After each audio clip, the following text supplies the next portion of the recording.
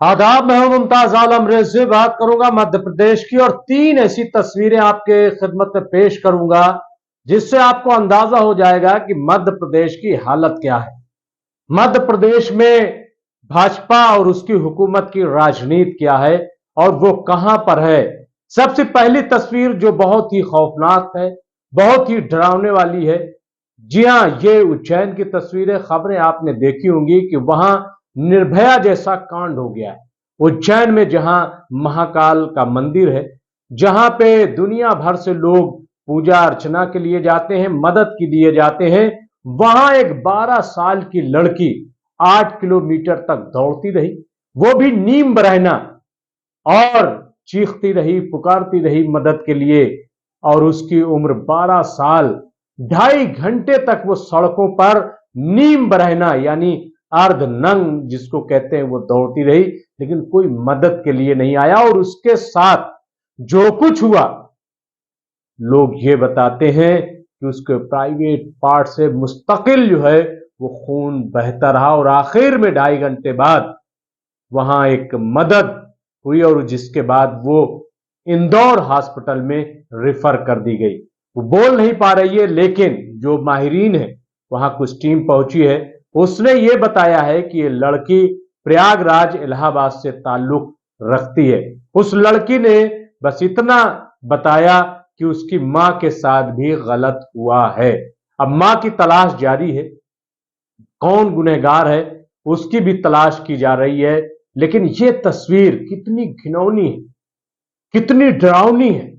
ये उज्जैन में अगर वो प्रयागराज की लड़की है और उस बच्ची के साथ उसकी मां है, तो जाहिर है कि वो दर्शन पूजन के लिए उज्जैन गए होंगे जहां पर ये कांड हुआ है। ये कौन सी सरकार चल रही है? क्या इस पर कोई एक्शन होगा? क्या इसकी जांच होगी? जांच तो ऐसे की जा रही, लेकिन सवाल यह है कि क्या सरकार की जवाबदेही बनेगी इस पर? क्या शिवराज सिंह चौहान की सरकार देगी, जवाब देगी कि आखिर यहां हो क्या रहा है?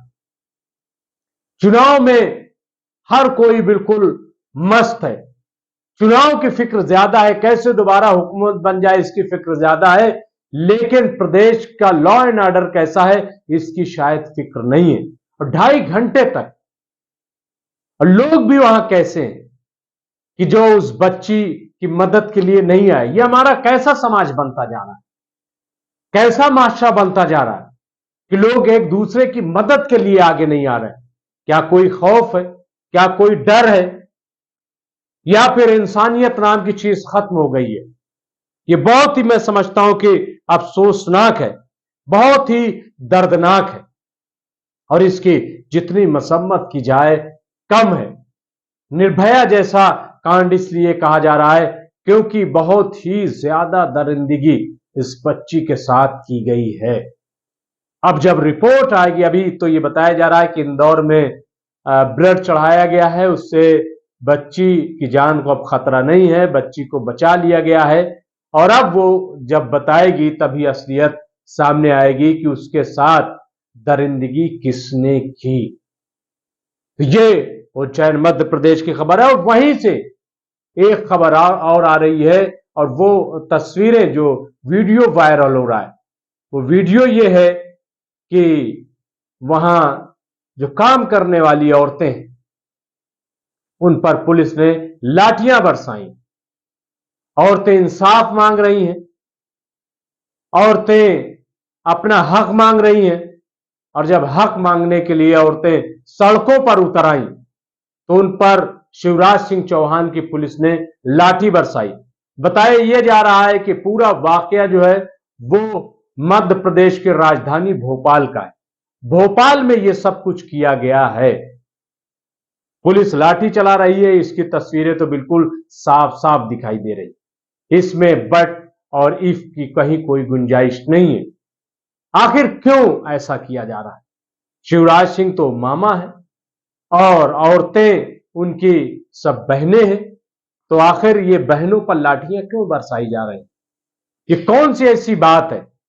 क्यों ऐसा किया जा रहा है? उनको इंसाफ देने का काम क्यों नहीं किया जा रहा है? क्यों उनके साथ इंसाफ नहीं किया जा रहा है? क्या इस तरीके से चुनाव लड़ेगी?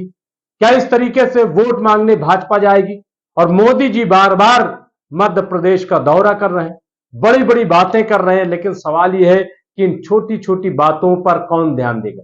और ये छोटी बात नहीं है कि औरतों पर एक मर्द पुलिस जो है वो बड़ी बेरहमी से लाठियां बरसा रहा है। क्या यही भाजपा सरकार के संस्कार हैं कि औरतों पर मर्द पुलिस जो है वो लाठी चलाए? बहरहाल ये तस्वीरें भी जो है वो बहुत कुछ बयान करती हैं। ये दो तस्वीरें जो औरतों से ताल्लुक रखती है, तीसरी तस्वीर इंदौर की है, उज्जैन के बगल में। जी हां, कैलाश विजयवर्गीय जो बीजेपी के बड़े लीडर माने जाते हैं, चुनाव लड़वाने के लिए इन्हें भेजा जाता है, चाहे वो बंगाल हो, चाहे वो बिहार हो, कहीं भी हो, इनको भेजा जाता है। ये रैलियां करते हैं और इनके बयानात जो जहरीले होते हैं वो तो आप वाकिफ कि कैसे बयान देते हैं, मुस्लिम मुखालिफ बयान देते हैं। अब इनको टिकट दे दिया गया है विधायकी कि विधानसभा चुनाव लड़ना है।